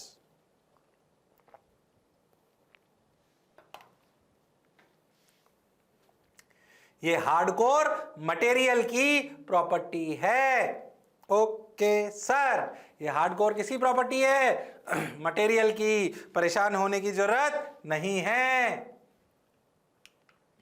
ओके सर, बात तो सही है sir. Longitudinal stress upon longitudinal strain, longitudinal stress upon longitudinal stress कितना था पहले, स्ट्रेस कितना था बोलो। अगर अपन इसको ऐसे देखें, ये इसका एरिया था, अगर अपन ध्यान से देखें ये डेल्टा एल बड़ा था, अपन जानते हैं लॉन्गिट्यूडनल स्ट्रेस लिखा गया, अगर अपन समझें तो F by A longitudinal strain delta L by L. इस वाले केस में एफ को W वेट लिख सकते हो चाहो तो F by A delta L by L modulus of elasticity इस केस में कहलाएगी किसमें, लॉन्गिट्यूडनल स्ट्रेस में, यंग्स मॉडुलस, जवान की ताकत। अरे हाँ ना बोल भाई, अरे सोच लो, डिनोट करेंगे y से। सबसे इंपॉर्टेंट फॉर्मूला इसका, f बराबर एफ बाई y बराबर F by A delta L by L. हो ध्यान से देख, रिस्टोरिंग फोर्स कितना आया, y into A upon L into delta L, restoring force है। ध्यान से देख, ये तेरे को स्प्रिंग के उस वाले फोर्स की याद दिलाएगा। देख x क्या है, ये देख, ये क्या है, के इफेक्टिव। और हाँ सर, ऐसा ही तो फोर्स स्प्रिंग दोबारा लगाती थी, देख उस तरीके की याद दिला रहा है। और हाँ सर, तो जो के इफेक्टिव स्प्रिंग का टाइप होता था ना, वो किसी भी रॉड के लिए के इफेक्टिव क्या हो गया, Y A by L. Y is what, Young's modulus which depends on what, material. Modulus of rigidity depends on what, material, depends on material. अब इसमें बहुत सवाल आ सकते हैं भाई साहब, बिल्कुल लल्लू सवाल मैं आपको नहीं कराने वाला हूँ। जनरली जो मॉडुलस ऑफ रिजिडिटी वगैरह होता है, यंग्स मॉडुलस, ये इंटू इसकी रेंज 10 टू द पावर 9 इस तरीके की होती है।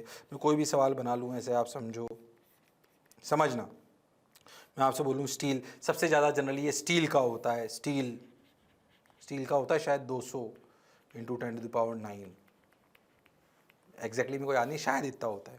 हाँ, बहुत बड़ी वैल्यूज होती है यंग्स मॉडुलस की। अब सोच कि मान लो वेट लगा दूं ऐसे, सपोज 10 kg, ओके, तो क्या आपसे पूछ लूँ 10 kg, इसका y आपको गिवन कर दूं ऐसे, y है मान लो 50 इंटू 10 टू द पावर 9 ऐसे ही, ठीक। और मैं आपसे बोलूँ इसका एरिया है मान लो 2 सेंटीमीटर स्क्वायर, बोलो क्लियर है, और ये लेंथ है मान लो 2 मीटर, क्या आप डेल्टा एल निकाल सकते हो। अब सोच, जो चीज़ें होती है उनका, ये अगर y बहुत बड़ा होता है तो क्या डेल्टा एल बहुत छोटा होगा।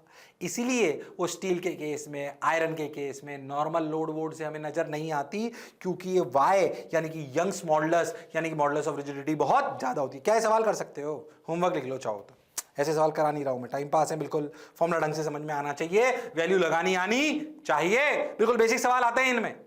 इसमें ज्यादा बेसिकली थ्योरी है जो आपके पोर्शन के पार्ट की अगर बात करें, और आपको बेसिक फॉर्मूले याद होने चाहिए, बाकी फॉर्मूला आए बात तो कुछ भी नहीं है उसमें। क्या सवाल कर सकते हो, बना दिए तुम्हारे सामने सवाल। ये समझाने का प्रयास करा कि y जनरली बहुत बड़ा होता है, y is of the range 10 to the power 9, तो आपको समझ में आएगा कि अगर इतना ज्यादा है तो delta L will be very small. तो नॉर्मल जो आपके स्टील, आयरन, एल्यूमिनियम होते हैं इनके काफी ज्यादा होते हैं, इसलिए आपको डेल्टा एल बहुत इफेक्टिवली नजर नहीं आता। पर अगर फोर्स बहुत बड़ा हो तो इफेक्टिवली नजर आएगा। पर जब बड़ी बड़ी बिल्डिंगें, बड़ी बड़ी इमारतें, बड़ी बड़ी क्रेन्स बनाई जाती हैं तो उसका महत्व होता है, क्या मेरी बात क्लियर है। हाँ सर, बात तो आप बिल्कुल सही कह रहे हो, जोरदार कह रहे हो, मजे के साथ कह रहे हो। ठीक sir, got your point sir, बढ़िया सर, ओके, चलो भाई, हो गया भाई, ये समझ आया। Longitudinal stress, modulus of elasticity, Young's modulus is defined for longitudinal stress. ओ हो, ऐसे सवाल आएंगे, कर लोगे क्या, अरे सोच लो, अरे पक्का, अरे गारंटीड, कर लेंगे सर। आ गया होता है F L by A delta L, वो तो वैसे लिख लिया हमने, F L by A delta L, ठीक। हाँ बोलो क्लियर। अच्छा मैं ना तुम्हें एक और चीज़ बताता हूँ अच्छी सी, देखो ध्यान से, अलग उस ग्राफ से पीछे देख,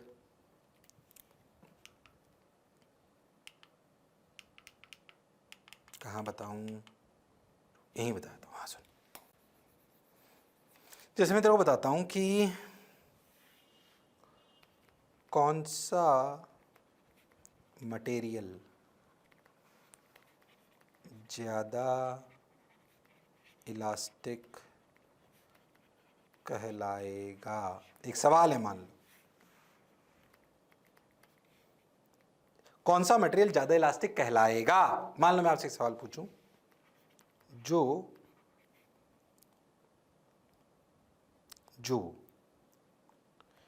ज्यादा इलोंगेट होगा सेम फोर्स के लिए, जो कम इलोंगेट होगा सेम फोर्स के लिए। मान लो दो बॉडी हैं, उस पे एफ फोर्स लग रहा है, ठीक। अब मान लो कि ये दोनों इलोंगेट हुई, कौन ज्यादा इलास्टिक कहलाएगा?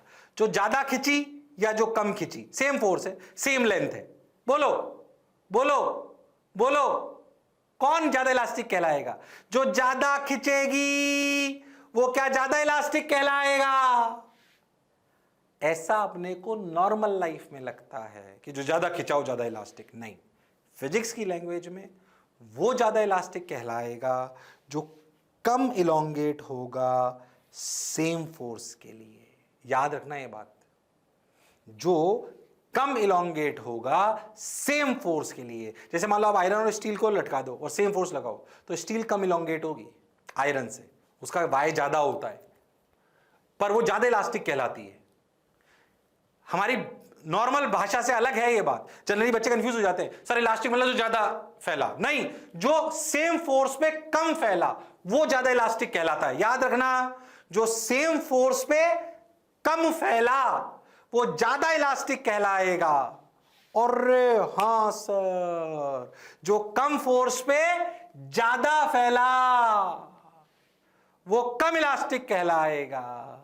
बोलो क्लियर? जो सेम फोर्स पे कम फैला वो ज्यादा इलास्टिक कहलाएगा। कंफ्यूज हो गए? नहीं, फिर से सुनना। सेम फोर्स पर जो कम फैला वो इलास्टिक कहलाएगा, ज्यादा इलास्टिक कहलाएगा। वो उल्टा है हमारी सोच से। याद रखना, सवाल आ जाते हैं इस पे। हमारी सोच से उल्टा है ये, गड़बड़ मत करना। हमारी सोच से उल्टा है ये।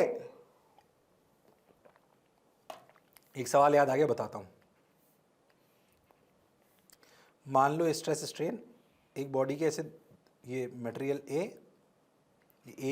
मटेरियल, ये बी मटेरियल, उसके स्ट्रेस और स्ट्रेन के ऐसे ग्राफ हैं,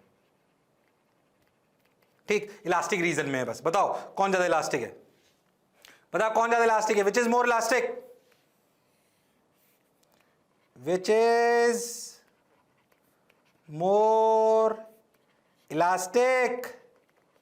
बोलो भाई, विच इज मोर इलास्टिक? ए या बी? ए या बी? ए या बी? ए या बी? ए या बी? ए या बी? बोलो। हो देखो, सेम स्ट्रेस यानी कि सेम स्ट्रेस के लिए कौन ज्यादा फैला? किसमें ज्यादा स्ट्रेन आया? बी में।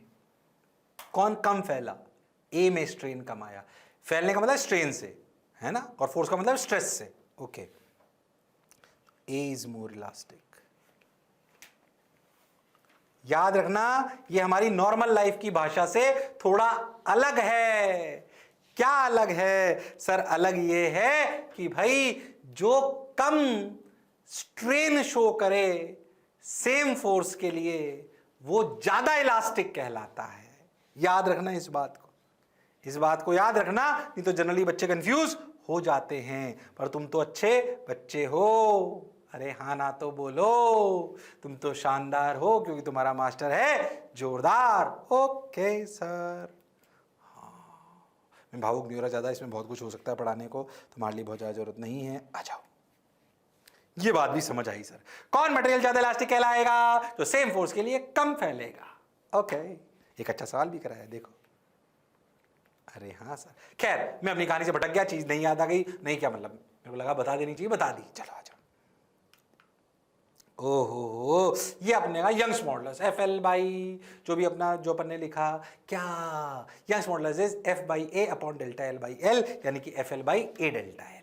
Delta L is what, extension या फिर इलोंगेशन। अच्छा, और लॉजिकल है क्या ये डेल्टा एल, अगर अपन बहुत ध्यान से समझें तो ये फोर्स अगर अपन ऐसे लगा रहे हैं तो ये डेल्टा एल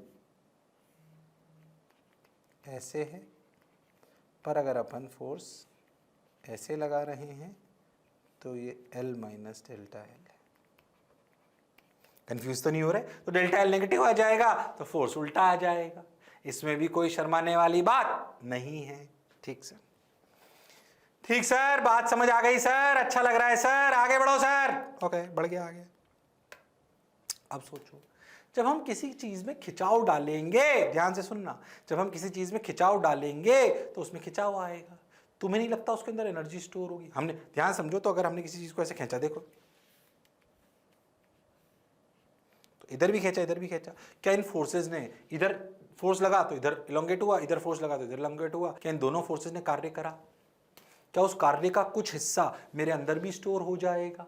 और हाँ, तो क्या there will be some energy, क्या if suppose we will stretch, if we'll apply force on both sides of the rod, क्या these forces will work? Yes, if they will work, out of this external work done, क्या some of the work done will be stored in form of potential energy or stretching energy, और जो आप बोलना चाहो बोल लो, restoring energy will be there into the rod.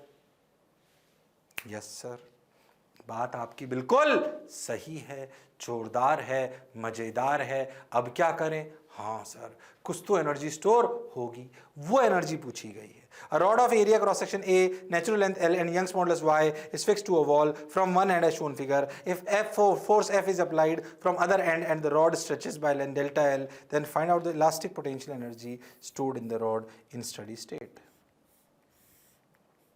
हो, बोलो कितनी एनर्जी स्टोर हुई अंदर? हम धीरे धीरे धीरे धीरे, बहुत धीरे धीरे फोर्स लगा लगा के अपन बेसिकली इसको स्ट्रेस कर रहे हैं, इसको इलोंगेट कर रहे हैं। तो बताओ कितनी एनर्जी अंदर स्टोर हुई? ये F, we apply F in such a way that processes slowly, ये ध्यान में रखें, processes slowly, बहुत धीरे धीरे धीरे धीरे धीरे धीरे अपन ये काम कर रहे हैं। अब सोच, अब इसको ध्यान सुनना प्रूफ को, हालांकि तुम्हें फॉर्मूला याद रखने हैं। So we are trying to calculate the energy which is stored when the body is elongated. When the body is elongated, then how much energy is stored in the body? Oh ho. ठीक है sir, अब देखो कैसे करते हैं इसको। मान लो कि हमारी बॉडी को हमने L से लेकर डेल्टा L elongate करना है। कितना elongate करना है? L से लेकर डेल्टा L तक। ये डेल्टा L मान लीजिए 10 सेंटीमीटर है, तो 10 सेंटीमीटर एकदम से तो नहीं हो गया, धीरे धीरे धीरे धीरे करा। हाँ सर बिल्कुल करा, आप देखो ध्यान से, धीरे धीरे धीरे करा। अगर धीरे धीरे धीरे करा तो समझें, मान लो कि इनिशियल सिचुएशन ये थी और फाइनल ये है। अरे हाँ, मान लो कि हम बीच में कहीं x इलोंगेट हो चुके हैं और x से dx इलोंगेट कर रहे हैं, बहुत थोड़ा सा x तक इलोंगेट हो चुके हैं, dx और थोड़ा सा इलोंगेट कर रहे हैं। इस छोटे से इलोंगेशन के दौरान जो अंदर फोर्स लगा होगा, जो ये F एक्सटर्नल होगा, क्या ये अंदर वाले रीस्टोरिंग के बराबर होगा? F external equal to F restoring. और हाँ, क्योंकि स्लोली कर रहे हैं तो हर इंस्टेंट पर क्या F external is equal to F restoring. But as you change X, क्या restoring will change, therefore F external should also be changed so that the process will be slowly. हाँ sir, बात सही बोल रहे हो sir. अब अपने Young's modulus की कहानी सुनो। यंग्स मॉडुलस क्या होता है? FL by A delta L।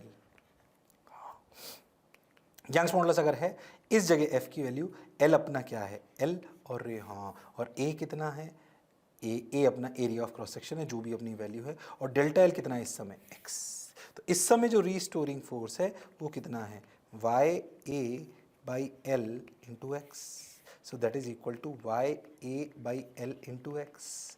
और हाँ सर, इस समय रीस्टोरिंग फोर्स कितना है? YA by L into X. और क्या ये रीस्टोरिंग फोर्स ही क्या X इस समय तक एलोंगेट हो चुका था, तो इस समय का डेल्टा L तो X हुआ ना? और हाँ, अब सोच इस फोर्स पर अपन ने इसे थोड़ा सा और आगे बढ़ाया dx, तो सोचो इसने dw वर्डन कितना करा? क्या वर्डन जो एक्सटर्नल एजेंट ने करा F एक्सटर्नल इंटू dx. क्या this will store in form of internal energy in rod. और हाँ sir, this will store in form of internal energy in rod. Okay sir, अब बोल एफ एक्सटर्नल कितना है? Sir F external है YA by L into x D x dw. Total work done के लिए क्या इंटीग्रेट करें, कहां से कहां तक? x को 0 से लेकर डेल्टा L, ये 0 से लेकर टोटल वर्क डन, यानी कि total energy. U energy I YA by L into x square, यानी कि डेल्टा L स्क्वायर बाई 2. अरे हाँ सर, बात तो आपकी बिल्कुल सही है, जोरदार है, मजेदार है. सही लगा सर? सही है सर, बिल्कुल. ये एनर्जी अंदर स्टोर हो गई. कहां अंदर? बॉडी के अंदर. Energy stored, energy stored. इसको देख कैसे कैसे लिख सकते हैं, समझना अच्छे से, ध्यान से देख. देख, स्ट्रेस क्या होता है? Force upon area. बिल्कुल सही सर. फोर्स क्या है? YA बाई L इंटू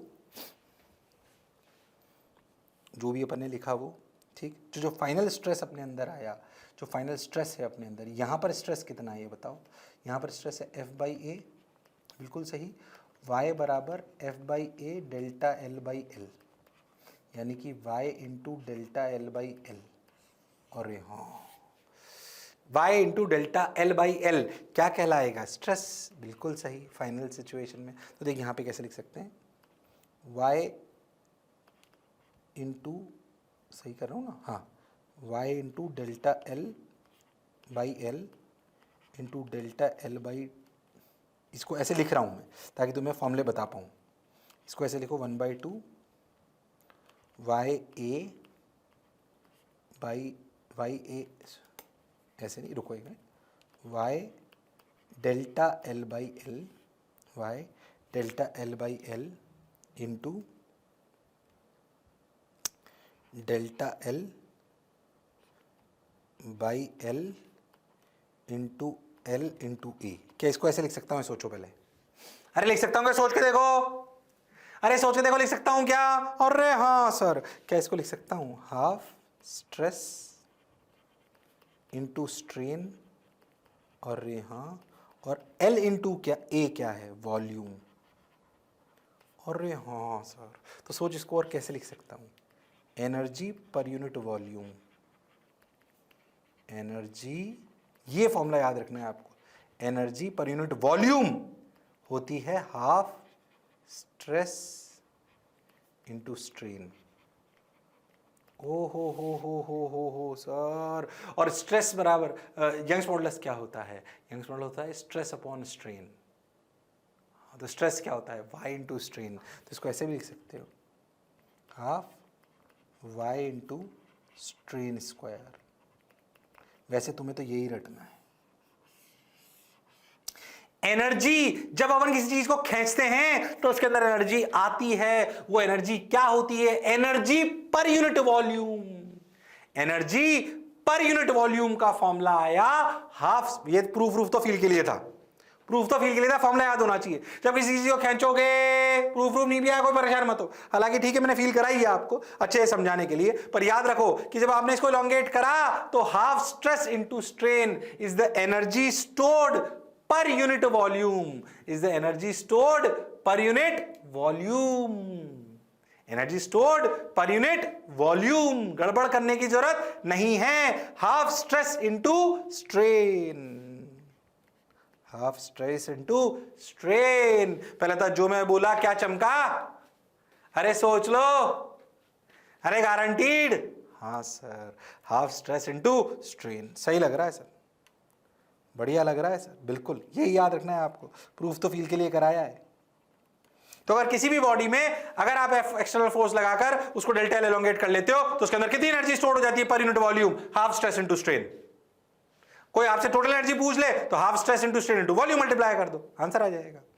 अपन तो energy store per unit volume निकाल ली अपन ने, तो हाफ स्ट्रेस इनटू स्ट्रेन ये रख लो। अरे हाँ सर, बात तो आपकी बिल्कुल सही है, जोरदार है, मजेदार है। बोलो क्लियर, अरे पक्का, अरे गारंटीड। हाँ सर, सही लग रहा है सर, अच्छा लग रहा है सर, बढ़िया लग रहा है सर। अब क्या करें, चलो ये फॉर्मूला याद रखेंगे, हाफ स्ट्रेस इनटू स्ट्रेन। फॉर्मूले पढ़ लिए भैया, यंग्स मॉडुलस बराबर F by A delta L by L. एक और पढ़ लिया, energy per unit volume is half stress into strain. फॉर्मूले याद होने चाहिए, फॉर्मूले याद होंगे सवाल अपने आप हो जाएंगे। प्रूफ तो फील के लिए करा रहा हूँ, प्रूफ नहीं भी याद होंगे कोई फर्क नहीं पड़ता इतना, ये तो फील के लिए बताया कि अच्छा ऐसा हो रहा है। बाकी प्रैक्टिकली तो आपको फॉर्मूले याद होने चाहिए। फिर कह रहा हूँ ज्यादा मत कूदना इसमें अंदर, पहले ही मैं ज्यादा पढ़ा रहा हूँ, कम नहीं पढ़ा रहा। बोलो क्लियर, अरे पक्का। हाँ सर, हाँ सर, सही लग रहा है सर। चलो आ गया, half Y into strain square into volume या हाफ स्ट्रेस इंटू स्ट्रेन, जो आपको अच्छा लगे वैसे लिख लो, मुझे उसमें कोई तकलीफ नहीं है। हाफ स्ट्रेस इंटू स्ट्रेन, रात को 2 बजे भी एनर्जी पर यूनिट वॉल्यूम, उसे एनर्जी डेंसिटी भी बोल देते हैं, कंफ्यूज मत होना। Energy per unit volume, energy density आप ऐसे इलेक्ट्रिक फील्ड में भी पढ़ोगे, मैग्नेटिक फील्ड में भी पढ़ोगे, जब अपन इलेक्ट्रिक फील्ड मैग्नेटिक फील्ड पढ़ेंगे। बोलो क्लियर, अच्छा हाँ। चलो या भी तो याद करो, हाफ स्ट्रेस इनटू स्ट्रेन। हो बोलो क्लियर। हाँ, क्यों ऐसे करके बताया आपको, हाफ के इंटू स्ट्रेन स्क्वायर, याद करो स्ट्रेन वो डेल्टा एल वाला था। अच्छा ठीक हो गया। A wire of area for cross section A natural length L is fixed at one end. If the block of mass M is hung from the other end and the wire is stretched by delta L, then find out the work done by gravity and the elastic potential energy stored in the wire in this form. सोच के देखो कि अगर मैं यहाँ पे W मास M लटका दूँ ऐसे, तो बताओ ये mg कितना वर्क करेगा इस पे। एक चीज़ सिखाने के लिए सवाल कर रहा हूँ, mg कितना वर्क करेगा इस पे। मान लीजिए डेल्टा L लॉन्गेट हो गई ऐसे, M वेट लगाया और ये ऐसे लॉन्गेट हो गई, ये डेल्टा L। हो सोचो mg ने कितना वर्क डन करा, वर्क डन बाई mg। कुछ सिखाना चाहता हूँ, ध्यान समझना, क्या वर्क डन बाई mg हुआ, mg इंटू डेल्टा एल। जबकि स्टोर्ड एनर्जी कितनी हुई, स्टोर्ड एनर्जी कंफ्यूज मत होना, स्टोर्ड एनर्जी होती है sir half stress, sir stress हुआ mg by A into strain, sir delta L by L, sir volume sir a into L. चक चक चक चक, mg डेल्टा एल बाई 2। ओ हो, सोचो जो एक्सटर्नल जो ग्रेविटी ने कार्य करा ना, उसका आधा ही अंदर स्टोर हुआ। ये सिखाने वाला था ये सवाल, तो आधा कहाँ गया। प्रैक्टिकली जब आप ऐसे कांस्टेंट फोर्स लगाकर इलोंगेट करते हो तो आधी एनर्जी ही स्टोर होती है अंदर। आधी हो सकता है हीट में चली जाए, कोई फ्रिक्शन में चली जाए, किसी और चीज़ में चली जाए, पर आधी ही स्टोर कर पाते हैं अपन अगर एक कांस्टेंट फोर्स लगाकर अगर अपन इलोंगेट करेंगे। देख कंफ्यूज हो तो ना, जो पूरा एक्सटर्नल ने वर्क करा वो पूरा का पूरा, क्योंकि मैंने कांस्टेंट फोर्स लगाया। जब मैंने प्रूफ करा था तो कांस्टेंट नहीं लगाया था, मैंने हमेशा ऐसा फोर्स लगाया था जो हमेशा रीस्टोरिंग के बराबर था। कंफ्यूज मत हो ना, अभी हमने कांस्टेंट फोर्स लगाकर इसको इलोंगेट कर लिया। अगर कर लिया तो इसका मतलब कुछ लॉस हुआ। कितना लॉस हुआ, आधा, और आधा ही स्टोर हुआ। अरे हाँ सर, खैर सवाल तो आंसर तो निकाल ही लिया होगा, उसको फील करना आवश्यक है, उसको समझना आवश्यक है। अच्छा सर, बात तो आप बिल्कुल सही कह रहे हो, जोरदार कह रहे हो, मजे के साथ कह रहे हो। ठीक सर, बहुत बढ़िया सर, मजा आया सर, वाह वाह सर, अच्छी बात। एग्जाम्पल हो गया क्या। ये अपनी कहानी किसकी चल रही थी, आंसर आ गया तो ठीक है, समझ आ गया हमें। mg डेल्टा एल और mg delta L by 2, half energy कहाँ गई, लॉसेस में चली गई। अब एक और रेशो बताता हूं, ध्यान से समझना, इसे कहते हैं पॉइजन रेशो सिग्मा। हो सिग्मा, सिग्मा से हालांकि अपन स्ट्रेस को भी डिपेंड करते हैं, पर नॉर्मली पॉइजन रेशन को सिग्मा से डिनोट करते हैं। हालांकि कहता हूँ इसके नोटेशन हर किताब में अलग अलग मिलेंगे, मैं जनरली वो नोटेशन ले रहा हूँ जो मोस्ट ऑफ द किताबों में है, पर आपको नोटेशन अलग अलग किताब में अलग अलग मिल सकते हैं, इसलिए गड़बड़ मत होना। कहीं जी लिख देंगे, कहीं ईटा लिख देंगे, कंफ्यूज नहीं होना है बिल्कुल, है ना। खैर, आप लॉजिकली सोचो कि अगर आप कोई रॉड है, ऐसे ऐसे ऐसे कोई रॉड है, अगर इसको ऐसे एफ से खींचते हो ऐसे, तो इलोंगेट होती है, बिल्कुल होती है सर। इलोंगेट होने पर प्रैक्टिकली इसका रेडियस भी घट जाता है। ओ हो, ये L है तो ये L प्लस डेल्टा L है। पर प्रैक्टिकली जब आप ऐसे फोर्स लगाते हो, जब आप लॉन्गिट्यूडनल स्ट्रेस लगाते हो, तो हमने एक बात नहीं करी, पर लॉन्गिट्यूडनल स्ट्रेस में याद कर टेंसाइल और कंप्रेसिव दो थे। ऐसे उस लॉन्गिट्यूडनल स्ट्रेस लगाने से स्ट्रेन भी दो प्रकार के आते हैं। ये जो अपन ने डेल्टा L बाई L पढ़ा था, ये कहलाता है longitudinal strain,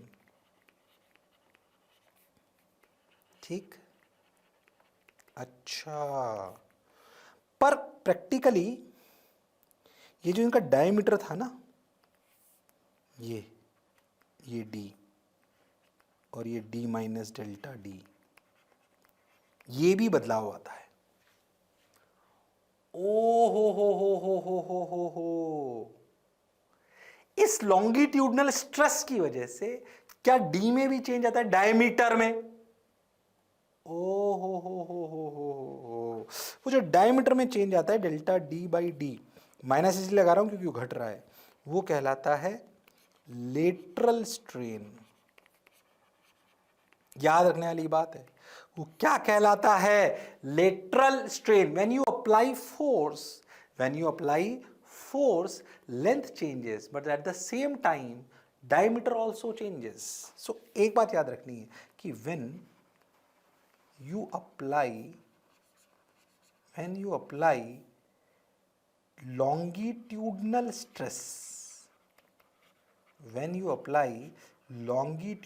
stress, leads to change in length and diameter, but volume remains same। याद रखना, वॉल्यूम सेम रहती है most of the time.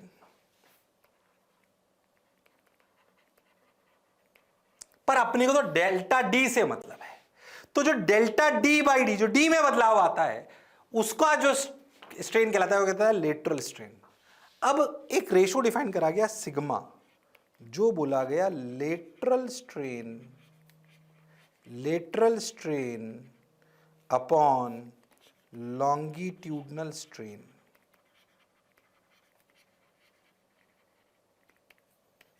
Different for every material. ये भी मटेरियल की प्रॉपर्टी है कि ये रेशो कितना होगा, ये भी मटेरियल की प्रॉपर्टी होती है। ये कहलाता है पॉइजन रेशो, जहरीला जुगाड़। अरे हाँ ना बोल भाई, ओ हो, जहर, पॉइजन्स रेशो। पॉइजन कोई जहर से नहीं आया है, वो साइंटिस्ट के नाम पर है। अच्छा सर, कौन सा रेशो, पॉइजन्स रेशो। क्या मेरी बात क्लियर है? अरे हाँ सर, उसने करके बताया, देखो मैंने उधर पूरा पीछे लिख दिया, कंफ्यूज मत हो। Lateral strain minus delta D by D, minus क्यों लगाया आपको समझ में आया होगा। D minus D, final D को उन्होंने डी मान लिया, डेल्टा डी सिग्मा। और हाँ सर, तो जो मैंने बोला उसको लिख लो। ये कहलाता है पॉइजन्स रेशो। क्या कहलाता है? Poisson's ratio. ये भी मटेरियल पर डिपेंड करता है। Sigma, Y, sigma, stress, strain, फॉर्मूले और टर्मिनोलॉजी याद होगी अगर तो सवाल हो जाएंगे। फॉर्मूले और टर्मिनोलॉजी अगर याद होगी तो सभी सवाल हो जाएंगे, गड़बड़ करने की जरूरत नहीं है। क्या मेरी बात क्लियर है? अरे हाँ सर, तो ये पूरी कहानी थी लॉन्गिट्यूडिनल स्ट्रेस की। उसमें देख पॉइजन्स रेशो भी आ गया, उसमें देखो स्ट्रेस भी पढ़ लिया, स्ट्रेन भी पढ़ लिया, बहुत सारी छोटी छोटी चीजें अपन ने पढ़ डाली। इसलिए पूरी कहानी पॉइजन्स रेशो तक याद होनी चाहिए। What is Poisson's ratio? Lateral strain upon longitudinal strain, delta D by D upon delta L by L. ठीक सर। ओहो हो, तो सिग्मा को चाहो तो ऐसे लिख लो, delta D by D upon delta L by L. Minus वाइनस छोड़ो, मैं उसके लिए परेशान नहीं कर रहा आपको। बोलो क्लियर है क्या? अरे बोलो क्लियर है क्या? अरे पक्का? अरे सोच लो? अरे गारंटीड? हाँ सर, हाँ सर। ठीक सर, ठीक सर, बहुत बढ़िया, बात समझ आई, अच्छा लग रहा है। ये अपनी पूरी कहानी किसकी थी? लॉन्गिट्यूडिनल स्ट्रेस की। अब अपन कौन सी कहानी पढ़ेंगे? अब अपन पढ़ेंगे कौन सी कहानी? ये हो गया, ये हो गया, ये हो गया। अब अपन पढ़ेंगे शियर स्ट्रेस। क्या पढ़ेंगे? Shear stress. ओके सर, क्या पढ़ेंगे अब? Shear stress. पर टाइम हो गया है मेरे हिसाब से। अरे हाँ सर, टाइम हो गया है। अगले टर्न पर पढ़ेंगे अपन शियर स्ट्रेस। खत्म कर देंगे अगले टर्न पे, आधे घंटे में इसको करीब करीब। फिर अपन चालू कर देंगे थर्मल एक्सपेंशन। ओ हो, इसलिए कह रहा हूं इस चैप्टर में पढ़ने को आप पूरे साल भर भी पढ़ सकते हो। जितना मैं बोल रहा हूं वो ज्यादा ही है, कम नहीं है। इसलिए जो मैं बोल रहा हूं वैसे फॉर्मूले और वैसे कॉन्सेप्ट आपको याद होने चाहिए। आज बहुत सारे फॉर्मूले दिए, याद रखना। अगले टर्न पे भी आएंगे, याद रखना पड़ेगा आपको। अपने आप सवाल हो जाएंगे फॉर्मूला बेस्ड पे। कुछ प्रूफ करा रहा हूं, वो भी फील्ड के लिए करा रहा हूं, कुछ नहीं भी कराऊंगा। क्या मेरी बात क्लियर है? अरे सोच लो, अरे पक्का। तो अगले टर्न पे फिर मिलते हैं इसी जोश और जुनून के साथ। तब तक लड़ते रहिए और पढ़ते रहिए और मास्टर की बात सुनते रहिए। अरे पढ़ाई कर रहे हो कि नहीं कर रहे हो? अरे कर रहे हो कि नहीं कर रहे? भाई साहब बहुत मेहनत से पढ़ा रहा हूं, तुम लोग गड़बड़ मत करना। ईमानदारी से कह रहा हूं मैं तुम्हें, मजाक नहीं कर रहा हूं। बहुत मेहनत करके एक एक बात का ध्यान रख रहा हूं कि आपकी स्लाइड्स कैसे बननी चाहिए। बहुत मेहनत जाती है सब काम में। सही बोल रहा हूं मैं तुम्हें। नॉर्मल क्लास में पढ़ाने में इतनी मेहनत होती है, वो तो हमें सब याद है। बोलो क्लियर? इसमें बहुत मेहनत होती है, एक सीक्वेंस सेट होती है और हर एक चीज कवर कर रहा हूं तुम्हारी, हर एक चीज, कुछ भी नहीं छोड़ रहा हूं। प्रयास कर रहा हूं कि तुम्हें कम समय में सबसे बेहतर चीज देके बताऊं। अरे हाँ कि ना? हाँ सर। किताबों में नहीं मिलेगा ऐसे ज्ञान इतना स्ट्रक्चर्ड, किसी भी किताब में, पक्का। इतने सालों के अनुभव के बाद कह रहा हूं, ऐसा नहीं कि कोई ओवर कॉन्फिडेंट बात कह रहा हूं। मैं जानता हूं मैं क्या कह रहा हूं। बोलो क्लियर? अरे पक्का? अरे सोच लो। हाँ सर। तो पढ़ते रहिए और लड़ते रहिए और मास्टर की बात सुनते रहिए। चलो see you, sayonara, take care, bye bye.